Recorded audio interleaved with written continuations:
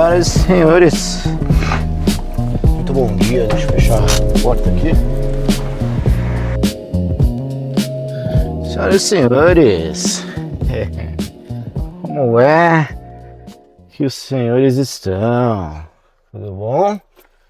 Mais um dia começando e hoje eu vou contar para você como foi a minha jornada inicial como investidor na Bolsa de Valores, porque eu quero que você entenda que as pessoas estão com uma visão muito hollywoodiana das coisas, acham que a gente começa investindo, deixa eu dar uma arrumada nisso aqui, a gente começa investindo hoje, daqui um tempo a gente já tá multimilionário, daqui um tempo a gente já tá, nossa senhora, olha como a Bolsa de Valores é incrível, sabe?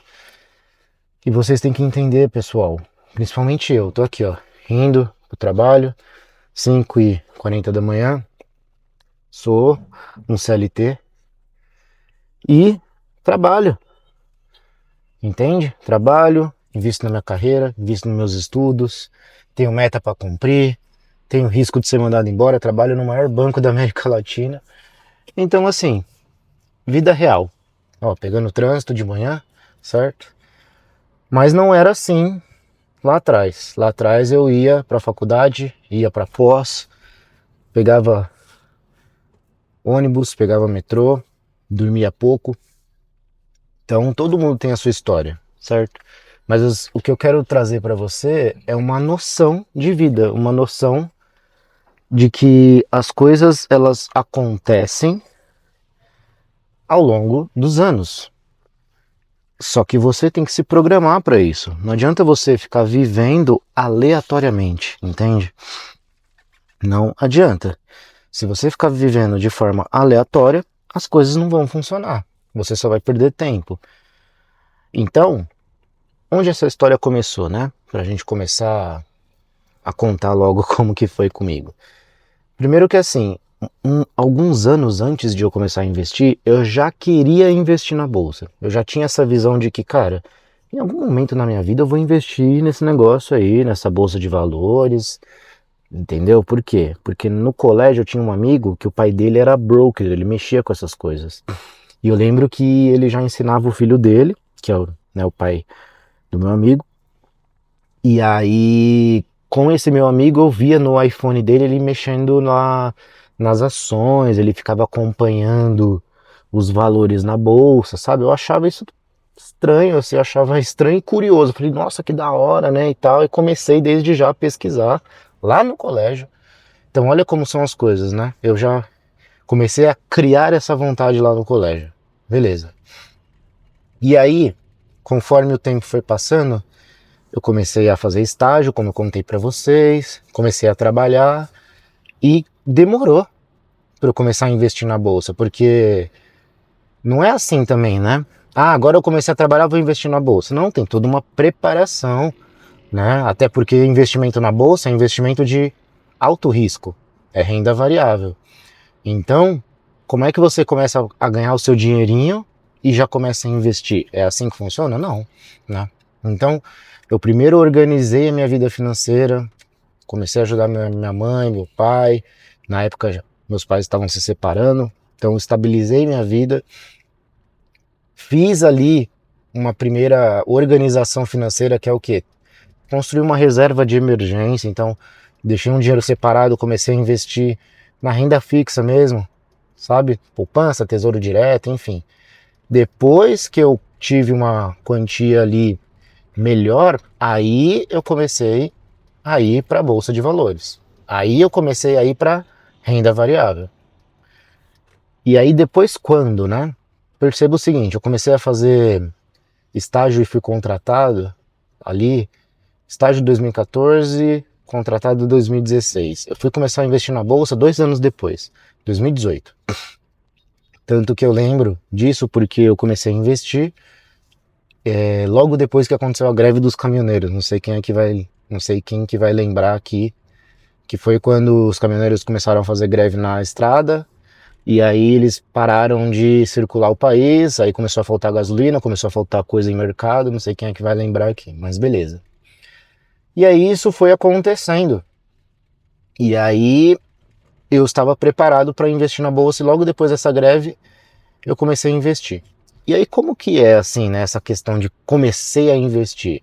Porque todo mundo acha também que você começa a investir, nossa, sabe, acontece algo mágico. Pessoal, não acontece nada demais. Eu lembro que eu comprei lá, selecionei a minha primeira empresa, na época foi o Itaú, comprei ações lá do Itaú, que é uma blue chip, né? É uma empresa sólida, uma empresa consistente, uma empresa que tem um risco baixo, né? Se você for colocar todas as empresas do Brasil, o Itaú tem maior ou menor probabilidade de quebrar, entende? É um banco, o maior banco da América Latina, então o risco dele em comparação com as demais, por mais que seja renda variável, o risco dele é controlado.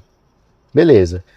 E aí você vai lá, junta uma graninha, né? Você CLT, guarda seu dinheiro, guarda, economiza, e aí você vai lá, compra eu comprava em lote de 100. Então eu comprava lá o lote de 100, sei lá, chutar o preço da ação aqui, sei lá, R$ 35.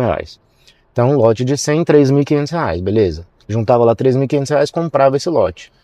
Depois para comprar uma outra empresa, vamos supor que ia sair o lote de 100, ia, sei lá, o preço da ação é R$ 25, então o lote de 100 sairia R$ 2.500.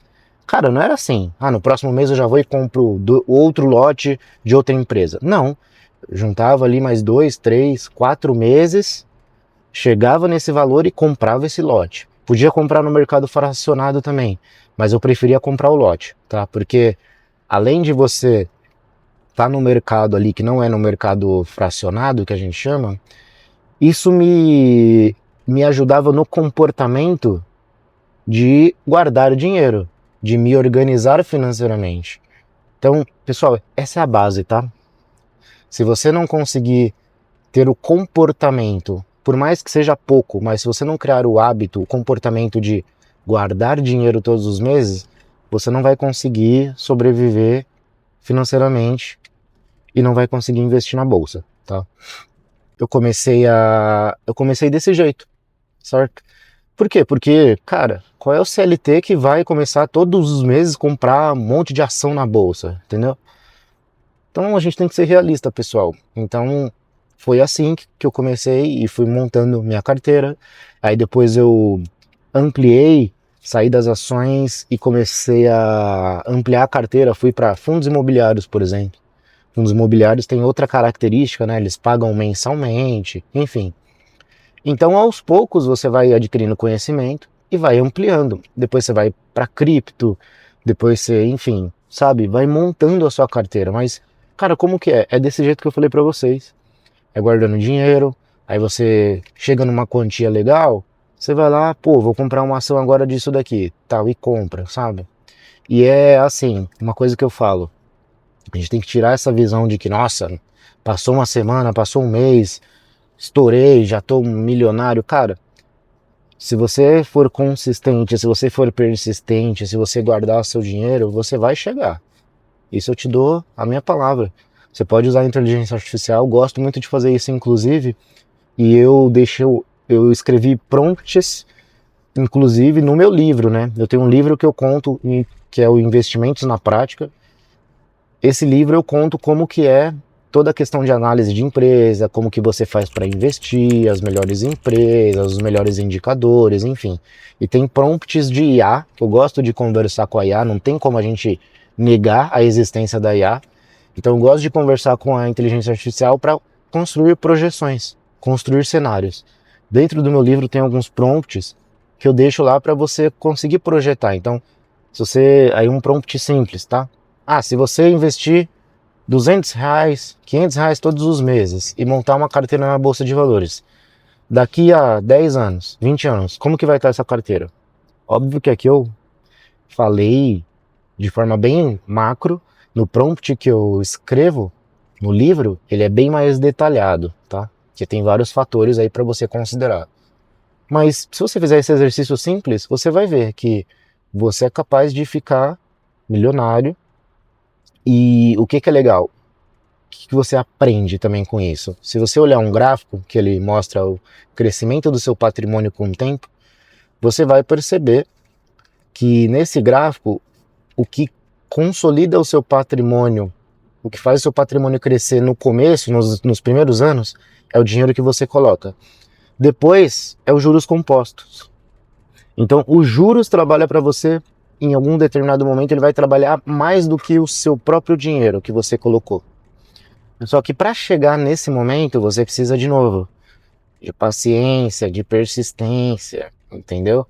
E aí, por que que o livro chama Investimentos na Prática? Vença o ego e prospere. Porque aqui vai a principal lição, né? Se você não tiver isso aqui, se você não tiver mentalidade, se você quiser viver como uma pessoa que quer agradar a todos, comprar coisas que não precisa, viver só de bens materiais, você vai estar abraçando o seu ego e não vai estar fazendo o que é necessário. É simples assim, pessoal. Entende? Então, qual que é a grande sacada de tudo isso que eu falei? Ter visão, saber onde você quer chegar. Como eu comentei, né? Lá no colégio eu sabia que queria investir. Quando eu tinha condição, dinheiro, não comecei a investir, mas comecei a me preparar para isso. Me preparei, fui e investi. Então comecei minha jornada. Além de ter começado a jornada, não parei. Então consistência, persistência, você vai ali se organizando, continua acompanhando o mercado, passa por crises. É bom isso, porque você adquire experiência e assim vai. Entendeu? Assim vai. Então, eu vou deixar informações desse meu livro, que eu conto toda a história, enfim, toda a minha experiência aqui na descrição. E se você quer continuar aprendendo a investir, cuidar melhor do seu dinheiro, faço convite para você se inscrever, para você deixar aqui seu like, deixar seu comentário e vamos em frente. A gente se vê por aí. Um abraço.